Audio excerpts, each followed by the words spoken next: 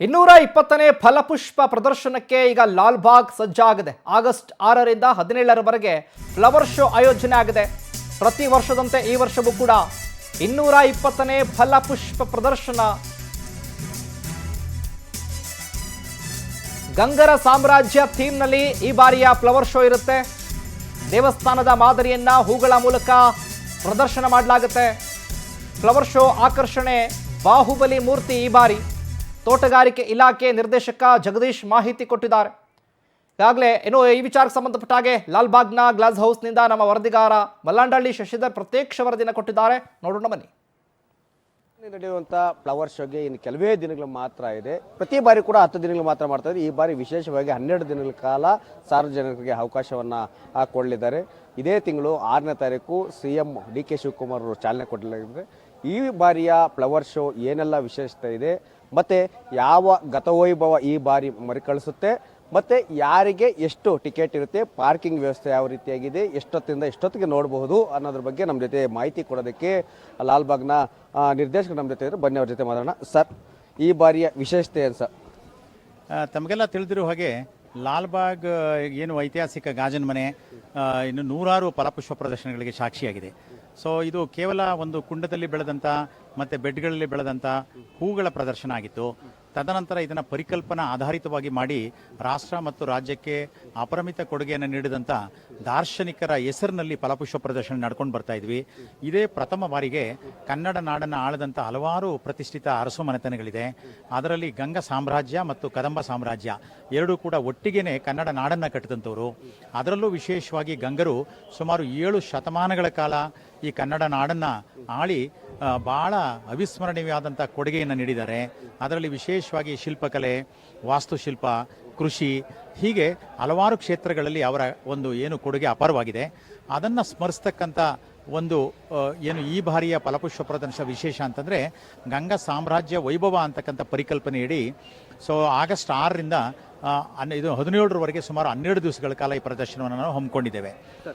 ಮಕ್ಕಳಿಗೆ ರಿಯಾಯಿತಿ ಯಾವ ರೀತಿಯಾಗಿದೆ, ವಯಸ್ಕರಿಗೆ ಯಾವ ರೀತಿಯಾಗಿದೆ ಸರ್ ಬಾರಿ? ಈ ಬಾರಿಯ ಫಲಪುಷ್ಪ ಪ್ರದರ್ಶನವನ್ನು ವಯಸ್ಕರಿಗೆ ಸಾಮಾನ್ಯ ದಿನಗಳಲ್ಲಿ 80 ರೂಪಾಯಿ ಮತ್ತು ರಜಾ ದಿನಗಳಲ್ಲಿ 100 ರೂಪಾಯಿ ಪ್ರವೇಶ ಇರುತ್ತೆ. ಮಕ್ಕಳಿಗೆ 12 ವರ್ಷ ಒಳಪಟ್ಟಂಥವ್ರಿಗೆ 30 ರೂಪಾಯಿ ಇರ್ತದೆ. ಮತ್ತು ವಿಶೇಷವಾಗಿ ಸಮವಸ್ತ್ರವನ್ನು ಧರಿಸಿ ಬರ್ತಕ್ಕಂಥ ಶಾಲಾ ಮಕ್ಕಳಿಗೆ ಪ್ರದರ್ಶನದುದ್ದಕ್ಕೂ ಕೂಡ ಉಚಿತ ಪ್ರವೇಶವನ್ನು ಕಲ್ಪಿಸಲಾಗಿದೆ. ಈ ಬಾರಿಯ ಫಲಪುಷ್ಪ ಪ್ರದರ್ಶನಕ್ಕೆ ಸುಮಾರು 34 ಲಕ್ಷಕ್ಕೂ ಅಧಿಕ ಸಂಖ್ಯೆಯ 100ಕ್ಕೂ ಹೆಚ್ಚು ವೈವಿಧ್ಯಮಯವಾದ ದೇಶೀಯ ಮತ್ತು ವಿದೇಶಿಯ ಹೂಗಳು ಆಗಮಿಸ್ತಾ ಇರೋದ್ರಿಂದ ಬಹಳ ಆಕರ್ಷಕವಾಗಿ ಈ ಒಂದು ಪ್ರದರ್ಶನ ಮೂಡಿ ಬರ್ತಾ ಇದೆ. ಆದ್ದರಿಂದ ಹೆಚ್ಚಿನ ಸಂಖ್ಯೆಯಲ್ಲಿ ಪ್ರವಾಸಿಗರು ಬರಬೇಕು ಅಂತಕ್ಕಂಥದ್ದು ತೋಟಗಾರಿಕೆ ಇಲಾಖೆಯ ನಿರೀಕ್ಷೆಯಾಗಿದೆ ಸರ್. ದರ ಸರ್ ಹೇಳಿ.